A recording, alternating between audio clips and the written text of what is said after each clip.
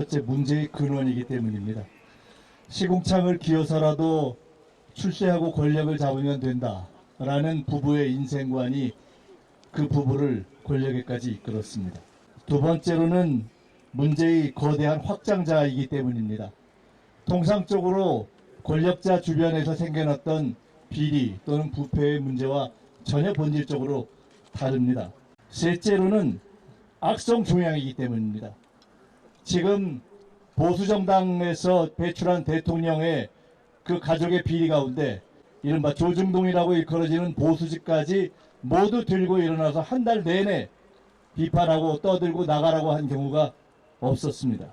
넷째로 그래서 결국은 김건희 특검이 해법입니다.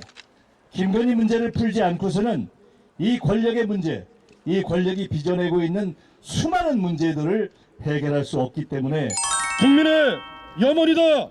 김건희 특검 수용하라. 왜 김건희 특검이 중요한가? 왜 김건희 특검을 반드시 해야 하는가? 첫째 문제의 근원이기 때문입니다. 시궁창을 기어서라도 출세하고 권력을 잡으면 된다라는 부부의 인생관이 그 부부를 권력에까지 이끌었습니다. 두 번째로는 문제의 거대한 확장자이기 때문입니다. 통상적으로 권력자 주변에서 생겨났던 비리 또는 부패의 문제와 전혀 본질적으로 다릅니다. 조직범죄가 이제는 전쟁 음모를 획책하는 단계까지 이르렀습니다. 권력을 유지하고 감옥에 가지 않기 위해서라면 나라와 국민을 희생시키고 전쟁에 끌어들여도 좋다라는 역대 보기 힘든, 볼 수 없었던 그러한 통상적인 비위와 부패를 뛰어넘는 조직범죄의 단계에 이르렀습니다. 셋째로는 악성 종양이기 때문입니다. 지금 보수정당에서 배출한 대통령의 그 가족의 비리 가운데 이렇게 이른바 조중동이라고 일컬어지는 보수직까지 모두 들고 일어나서 한 달 내내 비판하고 떠들고 나가라고 한 경우가 없었습니다. 그러나 끄떡도 안 합니다.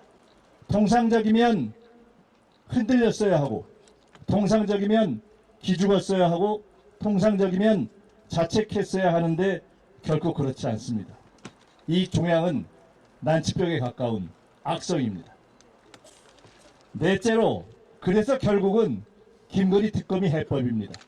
김건희 문제를 풀지 않고서는 이 권력의 문제, 이 권력이 빚어내고 있는 수많은 문제들을 해결할 수 없기 때문에 결국 우리는 앞으로 민주공화정의 회복을 위해서 어떠한 길을 꿈꾸더라도 현재 있는 모든 역량을 모든 세력들이 김건희 특검 전쟁 반대에 모을 수밖에 없다 이렇게 생각합니다. 여당 대표가 대통령의 사과, 내각의 쇄신, 그리고 김건희 여사 집에 있어라 세 가지를 요구했습니다. 저는 이것이 미봉책이라고 생각합니다. 사과가 아니라 온갖 거짓말이라도 내일 할 것입니다. 내각의 쇄신뿐만 아니라 할 수 있다면 총리도 버리겠다고 할 것입니다. 총리를 버릴 테니까 인준해달라 이렇게 나올지도 모릅니다. 집에 있는 것이 아니라 죽은 척 할지도 모릅니다. 문제는 그들이 진정 노리는 것은 국면 전환을 통한 권력 유지라는 것입니다. 이때만 넘기면 이 권력만 유지할 수 있다면 무슨 짓이든 할 것입니다. 그러나 본질은 의연하게 유지될 것입니다. 그들이 이미 인사권을 쥐고 있고 모든 권력을 쥐고 있고 이미 수많은 돈을 좌지우지할 수 있는 예산권까지 쥐물르고 있는 마당에 집에 가만히 있는 것이 무슨 의미가 있고 내각 일부를 바꾸는 것이 무슨 의미가 있고 진실 없는 사고가 무슨 의미가 있습니까? 유일한 해법은 국민 앞에 법적 책임을 지게 하는 것입니다.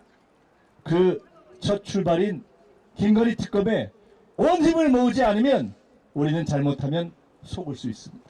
국민과 함께 절대 이 국면에 기만당하지 않고 내일 어떻게 거짓말을 해서 국민을 속일까를 궁리하고 있는 저들의 거짓말에 아마도 김건희 여사가 윤석열 대통령에게 하청했을 그 거짓말쇼에 속을 필요 없이 우리는 일관되게 김건희 특검을 통해서 법적 책임을 국민 앞에 져라! 이것 하나로 모든 힘을 모아야 할 때다. 그래서 우리는 모였다. 이렇게 말씀드립니다. 감사합니다. 예.